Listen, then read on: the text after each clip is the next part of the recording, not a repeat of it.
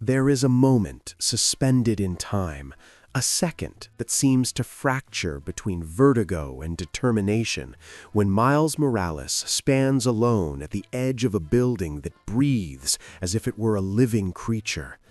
The wind pushes him, not with force, but with that uncomfortable kind of caress that seems to whisper, "You shouldn't be here." And maybe it's right, because deep in his chest, beneath the suit that still feels too big for him, Miles feels something more human than fear. He feels doubt, the kind of doubt that hits you right when you're occupying a place you think you don't deserve. Like when you're promoted too soon, when you fall in love with someone you think is out of your league, when life gives you responsibilities you never asked for, and you wonder whether at any moment someone is going to discover that you're an imposter. Miles takes a deep breath, or tries to. The air gets stuck in his throat as if it too were afraid of falling. He doesn't want to fail. He doesn't want to disappoint. He doesn't want the world to look at him and say he's not the one, that it should have been someone else, that the suit belongs to somebody else. And though no one says it out loud, we've all felt that invisible pressure, the one that forces us to prove we deserve the place we occupy, even when deep down we fear we're not ready. On that ledge, with the city beating beneath him like a massive, chaotic heart, Miles doesn't think about his powers, or his enemies, or even his heroic responsibility. He thinks about his father, about his mother, about the Spider-Man who came before him. He thinks about everything that overwhelms him. And still, in the silent noise of his own thoughts, a small impulse emerges, almost imperceptible but fierce. An impulse that doesn't shout but whispers.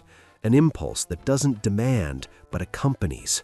An impulse that says, "Do it, even if you're not ready." That moment, so fragile and so powerful, does not mark the end of his story or the beginning of a victory. It is simply the first step towards something inevitable, accepting himself. Miles bends his knees slightly, leans forward, and when the void opens beneath him, he doesn't run, he jumps. Not because he's sure, but because he understands that waiting to feel ready is condemning yourself to never move at all. And as he falls, as the air hits his suit like it wants to tear it off, something happens that all of us at some point in our lives must learn. That sometimes all we can do is trust. Trust that we are more capable than we believe. Trust that the world won't swallow us if we move forward. Trust that our story deserves to exist.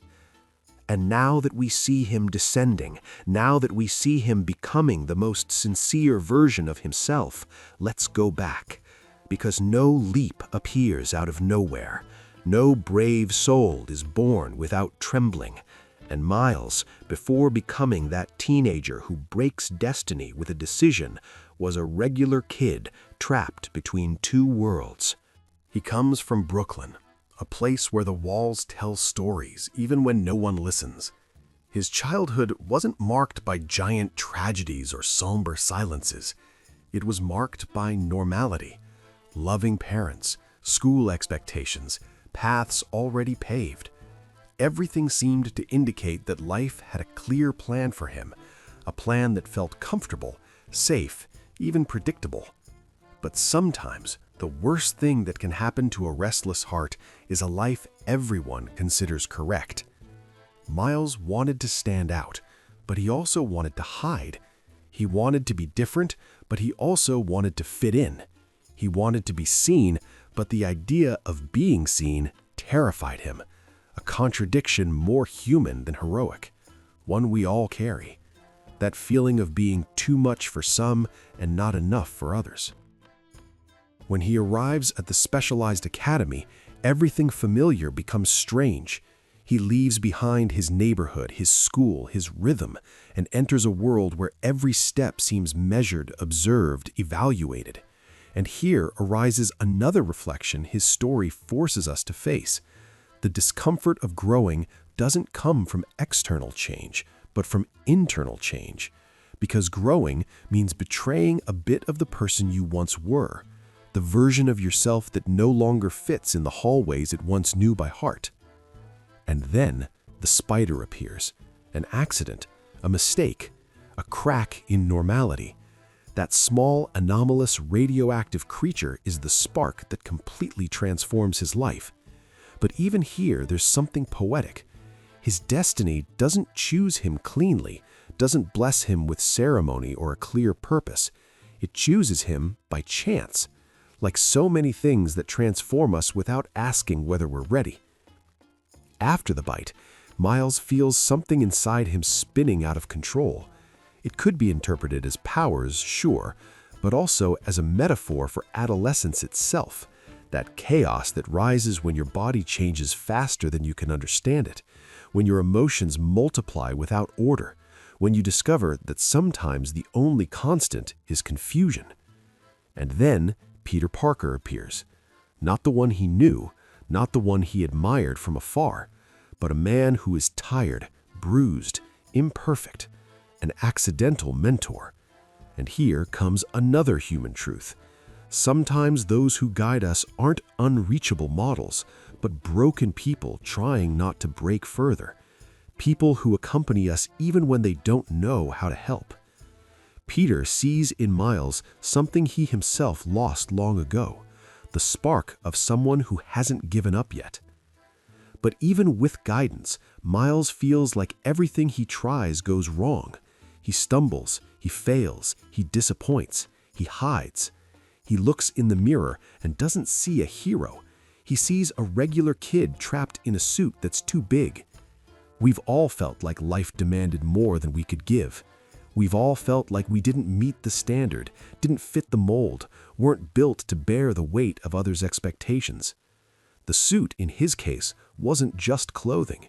It was a symbol, a reminder that before he could wear it with pride, he had to survive his own fear. And that fear follows him, hunts him, knocks him down just when he thinks he's moving forward. It's not the external enemy that stops him. It's the inner voice insisting he's not enough. But it's important to pause here, because this point in his biography isn't just a narrative moment. It's a reflection of the human experience. We all carry that voice. We have all been our own villains, and maybe understanding that is part of the journey. And so, step by step, stumble after stumble, Miles moves forward. Not because he feels ready, but because life doesn't allow him to stay still. Because time, even when you don't want it to, pushes you forward. Because pain, sometimes, is the most honest teacher. And it is here where the story will begin to twist into something much bigger than him. Life for Miles Morales begins to tilt toward territories no teenager should ever explore. The mistakes he makes are no longer simple clumsiness, but cracks that can break universes. Every misstep seems to cost him more than the last, and in that clumsy ascent toward the unknown, a painful truth emerges. Greatness does not arrive without disorder. No hero is born from balance, but from chaos. And chaos, in his life, takes form when he discovers that he is not just a kid with powers. He is a kid carrying on his shoulders a legacy he never asked for. Peter Parker, not the tired mentor, but the original Spider-Man of his universe, dies trying to protect a world that suddenly falls on Miles. And that moment, as devastating as it is inevitable, marks him forever. Not because he must replace him, but because he must survive the idea that now he is the last bridge between his people and the abyss. The death of the hero he admired doesn't just take away a lighthouse, it hands him a void he must fill with something more than bravery. He must fill it with meaning. And here we return to a universal reflection. Sooner or later, we all lose someone we believed was eternal. It might be a loved one, a mentor, a love, or a stage of our life. And when that happens, we feel the world pushing us into a position we never prepared for. Miles didn't cry only for the death of Peter Parker. He cried for the death of the person he believed he was supposed to become. As the multiverse fractures and alternate versions of Spider-Man enter his life, Miles faces an idea that, although fantastical in appearance, is profoundly human: comparison. Surrounded by experienced heroes, all better, stronger, more confident, he feels tiny, a shadow among giants, an apprentice whose presence seems like a mathematical error. But comparison is not a phenomenon exclusive to superheroes. It is a wound many of us have carried since childhood. The feeling of looking around and believing that everyone else has a clearer path, a stronger voice, a more polished purpose. In the midst of that whirlwind appears Gwen, not as a simple romantic interest, but as a mirror. A person who also carries her own pain, her own loss, her own fear of disappointing. She is living proof that being strong doesn't mean not breaking. It means learning to move even with the cracks showing. Gwen pushes him, challenges him, unsettles him, and also understands him. And through her comes one of the deepest reflections of his story. Sometimes people enter our lives not to save us, but to show us the parts we still need to rebuild. Before continuing, if you're enjoying this story, hit the like button. It helps me a lot. And if we reach 2,000 likes, I'll make Gwen Stacy's full story with all the emotion it deserves. But if Gwen is the mirror, Peter B. Parker is the contradiction. A man exhausted, defeated by his own decisions, carrying the weight of a life that, from the outside, looked perfect. Peter B. shows Miles a truth few want to accept. Even heroes break. Even the best fail. Even those we admire are afraid of disappointing. And by understanding this, Miles discovers something essential. Real strength is not in avoiding mistakes, but in not stopping because of them. Even so, the transformation does not happen immediately.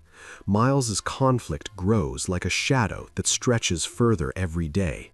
His inability to control his powers forces him to face the cruelest idea of all: maybe I'm not enough.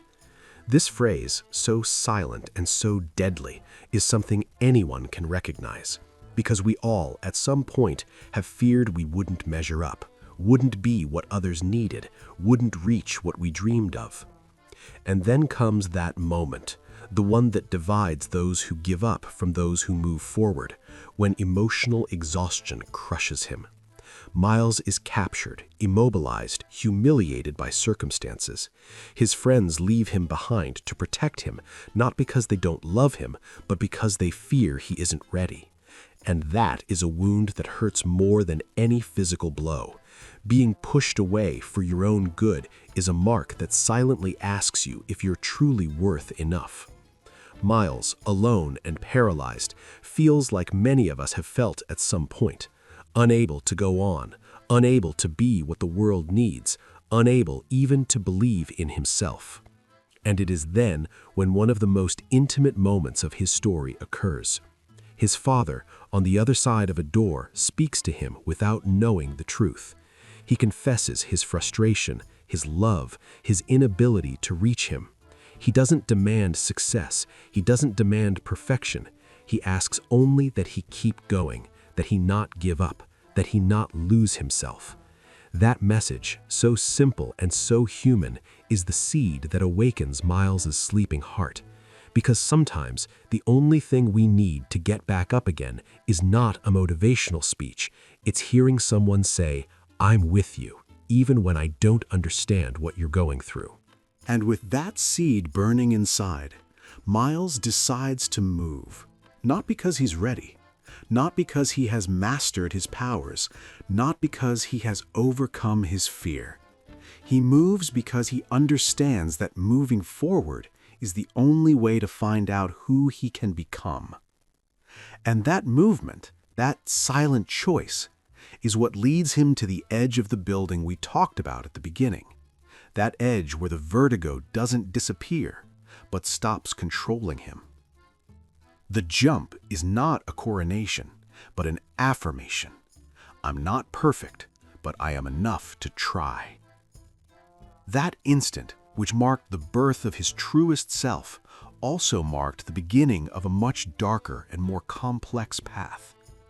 Because although it seems his story moves toward clarity, Miles's life has always been trapped in a more painful dynamic, fighting against fate itself.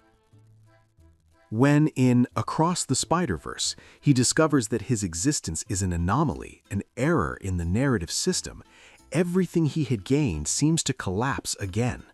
It's not just the fear of disappointing anymore. Now it's the fear of not belonging, of existing outside the rules, of carrying a destiny that, according to others, he should never have had. This revelation doesn't destroy him, but it wounds him deeply. Because the idea that your life was an accident is something many people have heard in whispers, in cruel jokes, or in silences that hurt more than words.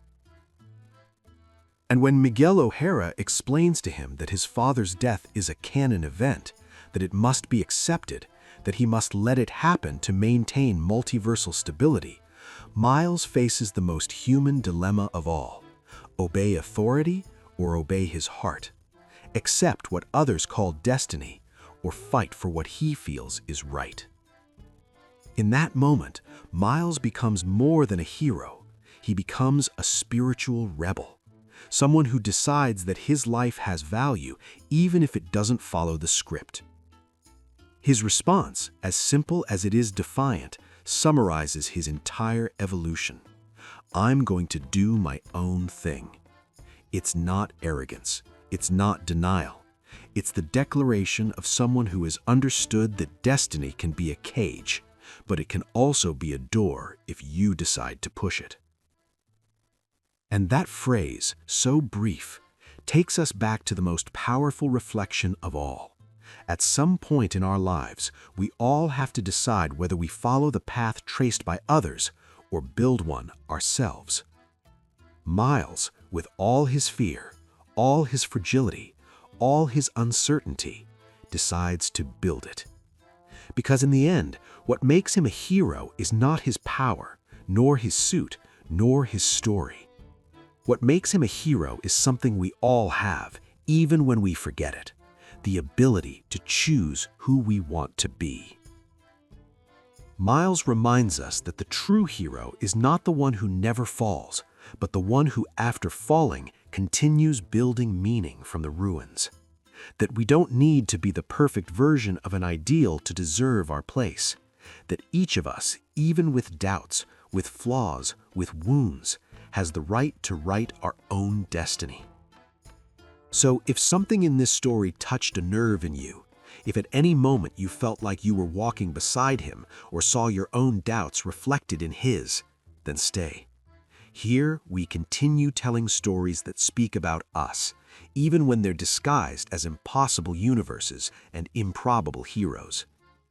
Stories that, like Miles, remind us that even when the world seems too big, we can always find a foothold to jump.